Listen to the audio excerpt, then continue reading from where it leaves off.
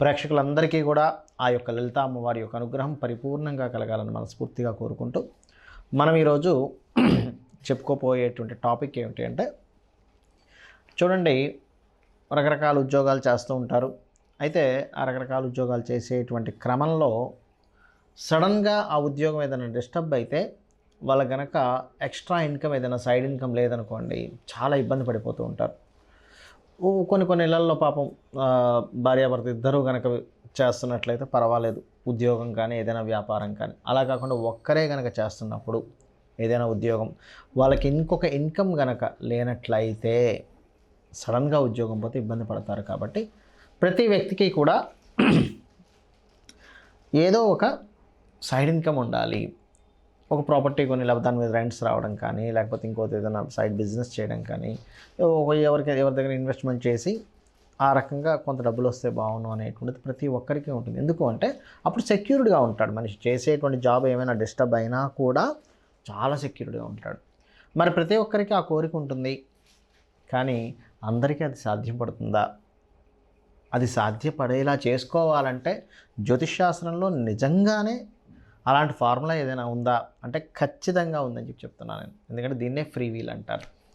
మనము ఈరోజు చెప్పుకోబోయేటువంటి టాపిక్కి పర్టికులర్గా ఏంటంటే YGM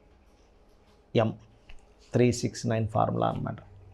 ఆ ఫార్ములా బేస్గానే నేను మీకు ఇప్పుడు చెప్తాను. ప్రతి రాశి వారికి, అంటే మేషం నుంచి మీన లగ్నం కానివ్వండి, రాశి కానివ్వండి, నేను చెప్పేటువంటి ఈ ఫార్ములా కనుక పాటించగలిగితే 100% అందులో ఎటువంటి సందేహం లేదు. గుర్తుపెట్టుకోండి, 100% మీరు జాబ్ కాకుండా ఇంకొక ఎక్స్ట్రా ఇన్కమ్ సంపాదించుకోవడానికి మీరు చేసేటువంటి ప్రయత్నం ఏదైతే ఉంటుందో, మీ డిజైర్ ఏదైతే ఉంటుందో ఖచ్చితంగా నెరవేరుతుంది. అందులో ఎటువంటి సందేహం లేదు.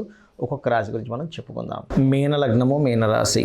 మీన లగ్నం చూసుకున్నట్లయితే రాశిలో అసలు ఏ గ్రహాలు, ఏ నక్షత్రాలు ఉంటాయి అని చెప్పి చూసుకున్నట్లయితే పూర్వాభాద్ర 4వ పాదము, ఉత్తరాభాద్ర మరియు రేవతి నక్షత్రాలు.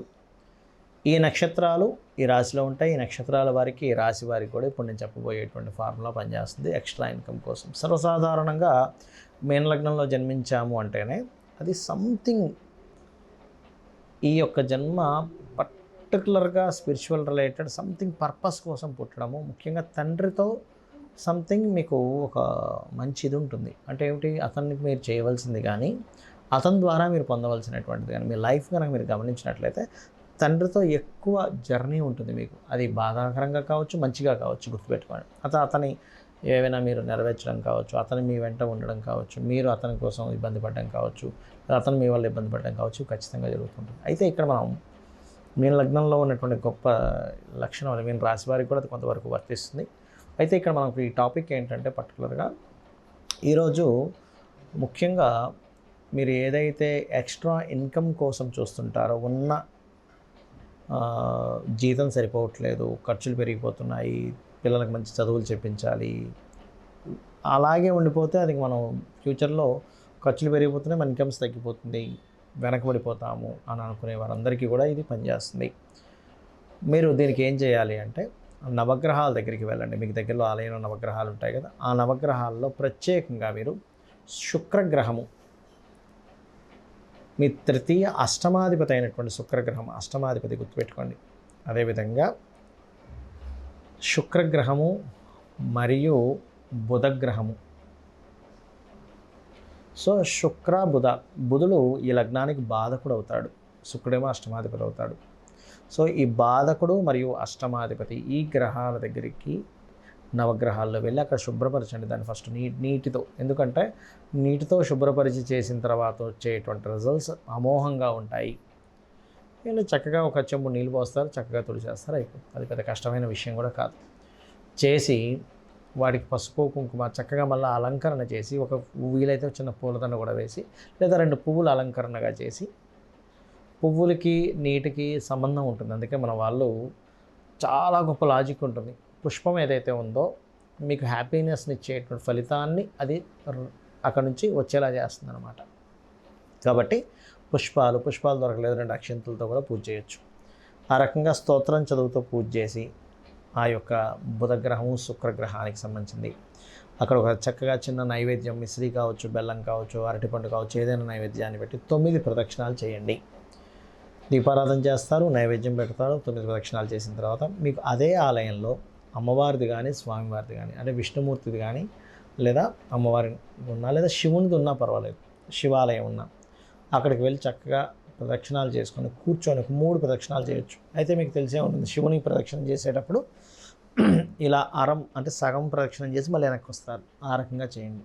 చేసి కూర్చొని మీరు ఏదైతే ఎక్స్ట్రా ఇన్కమ్ కోసం ప్లాన్ చేస్తున్నారో దాని గురించి ఒకసారి మెడిటేషన్లా కూర్చొని ఒక్కసారి మీరు ఓం నమో నారాయణాయ, ఓం శ్రీమాత్రే నమః, లేదా ఓం నమ శివాయ, ఈ 3 కూడా చేసుకోవచ్చు.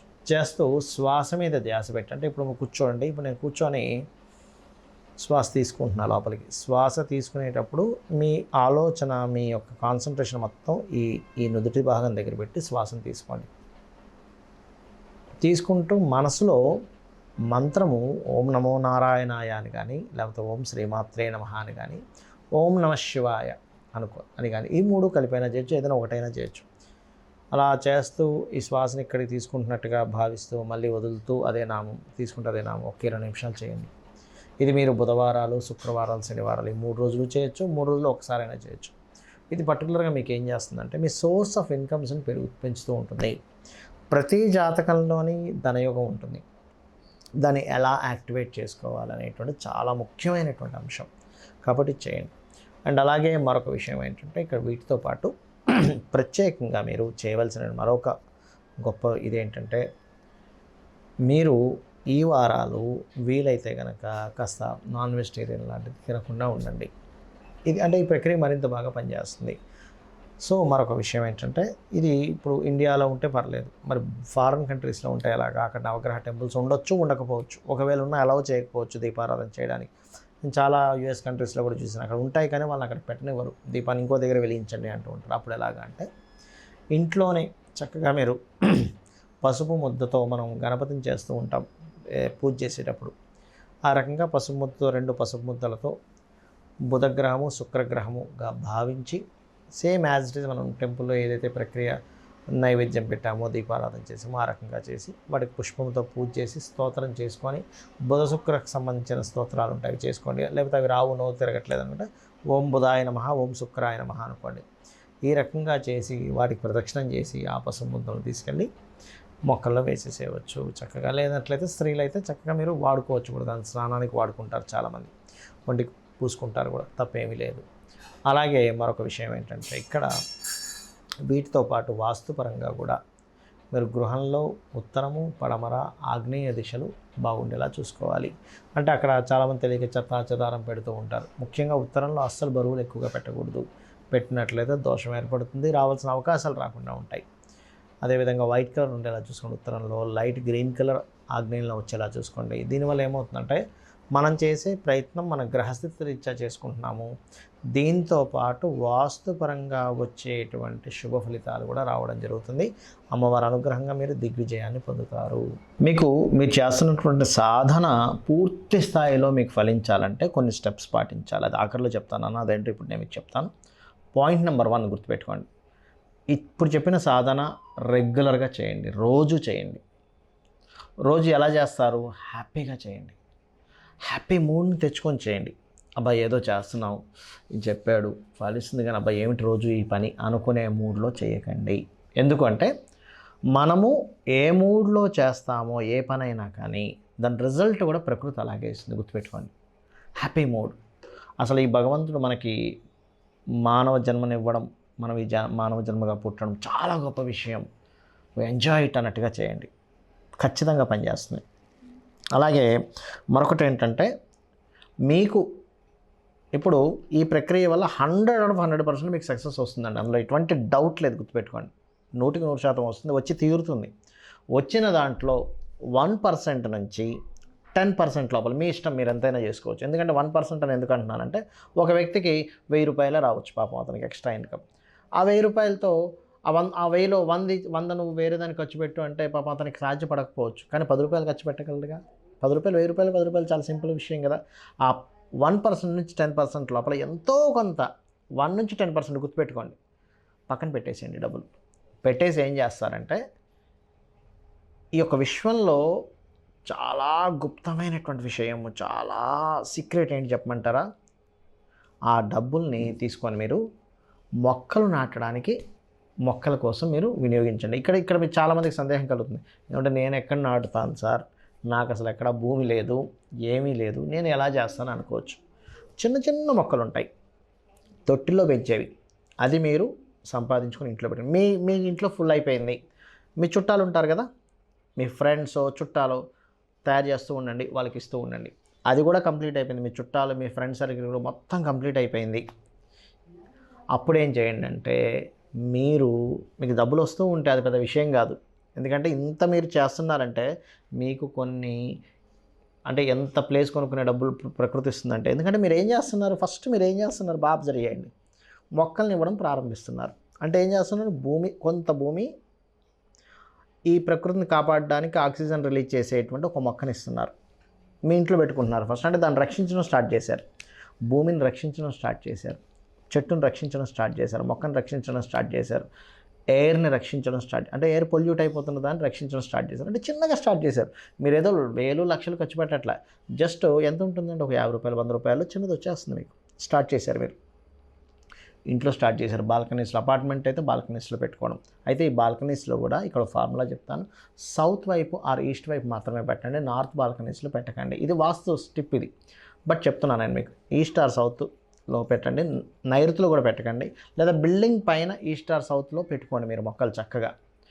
ఎవరి బిల్డింగ్ మీద వాళ్ళు కనుక మొక్కలు పెంచుకోవడం కనుక స్టార్ట్ చేస్తే, ప్రకృతిలో మీరు కనుక దీనికి సంబంధించి చేశారా, ఇది మీకు తెలియకుండానే మీరు పొరపాటును కూడా మీరు ఇంకా మీరే కాకుండా మీ వంశం కూడా ఎక్కడ రుణ రోగ శత్రువుల్లోకి వెళ్ళదు. ఎందుకు వెళ్ళదు? పచ్చదనం అనేటువంటిది బుధుడు. మనం ఎవరైనా అప్పుల పాలవుతున్నామన్నా, రుణాల పాలవుతున్నామన్నా, రోగాల పాలవుతున్నామన్నా, శత్రువుల పాలవుతున్నామన్నా బుధుడు పాడైతేనే అవుతుంది. మీరు ఏం చేస్తున్నారు, ఫార్ములాలో దీన్ని పెంచుతున్నారు. ఇంకొకటి మీకు ఆల్రెడీ ఇప్పుడు నేను చెప్పిన ఫార్ములా వింటున్న వాళ్ళందరికీ కూడా 3 విషయాలు ఖచ్చితంగా ఉండుంటాయి. 1 రుణాలు ఉంటాయి, 2 రోగభరితంగా ఏదైనా ఇబ్బంది పడుతుండొచ్చు, 3 శత్రుత్వాలు ఉండుంటాయి. ఈ 3ని ఫస్ట్ తొలగించుకోవాలి. ఎలా తొలగించుకోవాలి? రుణం ఉందనుకోండి మీకు, రోజుకు ఒక ½ అన్ అవర్ ఓం అపర్ణాయై నమః అనే మంత్రాన్ని సాధన చేయండి, రోజు ½ అన్ అవర్. రుణం ఉంటే గనక, లేదండి నాకు రోగం ఉందండి, ఓం సర్వవ్యాధి ప్రశమని సర్వమృత్యు నివారణి అగ్రగణ్య అచింత్య రూప కలికల్మషనాశిని చేయండి. లేదంటే నాకు శత్రువులు ఉన్నాయి, మా ఇంట్లో వాళ్ళతో శత్రుత్వం, బయట వాళ్ళతో శత్రుత్వం, కోర్టు కేసు అది ఉంది, ఇది ఉంది, దీంట్లో నేను ఈ సాధన చేయాలి. ఎందుకు చెప్తున్నానంటే, ఫస్ట్ ఈ సాధన చేసేటప్పుడు ఇవి తొలగితే కానీ, అంటే ఈ కర్మలు తొలగితే కానీ మీ సాధన ముందుకు వెళ్ళదు, గుర్తుపెట్టుకోండి. మరి శత్రుత్వాలు ఉన్నాయి, ఏం చేయాలి? ఓం నమో నారాయణాయ, ఓం కుమారస్వామి నమః, లేదా ఓం కార్తికేయ స్వామి నమః అని ఒక ½ అన్ అవర్ చేసుకుంటూ ఆ శత్రువుని ఎలా ఫీల్ అవుతారంటే, వాడు నాకు శత్రువు కాదు, వాడు నాకు మిత్రుడు అని ఫీల్ అవ్వండి. వాడు నాకు శత్రువు కాదు, వాడు నాకు మిత్రుడు. ఎప్పుడు కూడా శత్రుభావము, రుణభావము, రోగభావము యాక్టివేషన్లో ఉంటే మీ డిజైర్ భావం యాక్టివేషన్ అవ్వదు. ఇది ఆస్ట్రాలజీ ఫార్ములా. ఇవి చేయండి, 100కి 100% మీరు ఐశ్వర్యవంతులు అవుతారు. ఐశ్వర్యం అంటే అన్నీ ఉండడం మనిషికి. శ్రీమాత్రే నమః.